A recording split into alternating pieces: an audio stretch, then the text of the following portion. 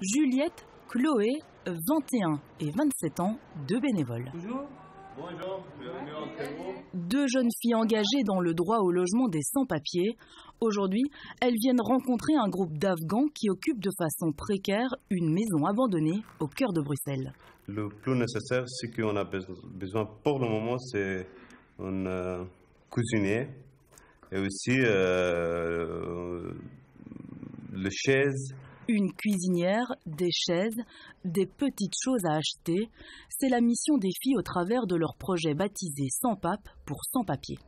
On peut payer des charges, des garanties locatives, des assurances, d'éventuels travaux de rénovation, mais on a envie d'avoir un impact durable. Donc toutes ces occupations de sans-papiers sont temporaires ou très précaires, et du coup on aimerait bien stabiliser et les rendre plus pérennes pour qu'eux puissent mener à bien leur combat juridique, politique, etc. Okay. Pour le moment, on a du chauffage. Mais pas d'eau chaude, c'est ça? Mais pas d'eau chaude, oui. Ok.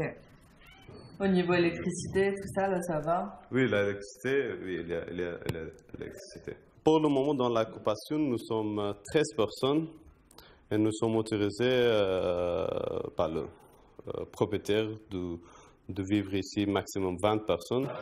Les sans-papiers aidés d'associations humanitaires sont allés à la rencontre du propriétaire et l'ont convaincu de leur accorder un bail que l'on appelle ici un bail d'occupation précaire. Entrer par le port de citoyen et de lui expliquer qui nous sommes et pourquoi nous sommes en Belgique, pourquoi nous avons quitté notre pays d'origine et de lui donner une confiance.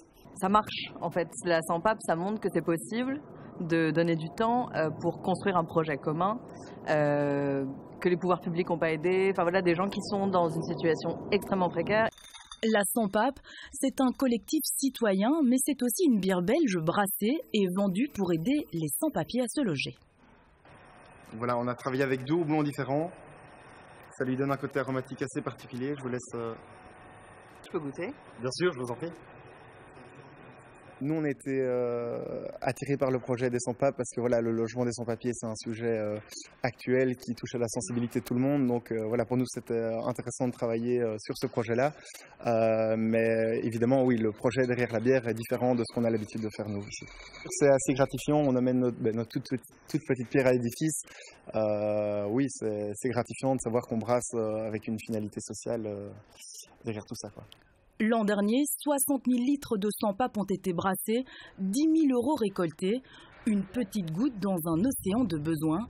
Car les occupations de sans-papiers à Bruxelles, il y en a beaucoup et rares sont les subsides.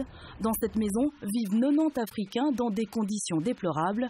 L'argent de la bière a notamment permis aux femmes d'avoir une douche carrelée et de refaire quelques canalisations, mais c'est largement insuffisant. Ici, vous voyez que le mur il est vraiment pourri, donc il y a des fissures sur tout le mur, donc même un peu sur le toit, donc c'est trop risqué. Donc les escaliers, c'est même pas sûr encore que ça va tenir longtemps ici. Pour nous, la bière, c'est pas quelque chose qui est autorisé. Donc, vu les conditions dans lesquelles on vit, même Dieu a dit que quand tu as un manque de quelque chose, même des choses que Dieu a interdites, tu peux les utiliser jusqu'à trouver quelque chose de halal, comme on le dit.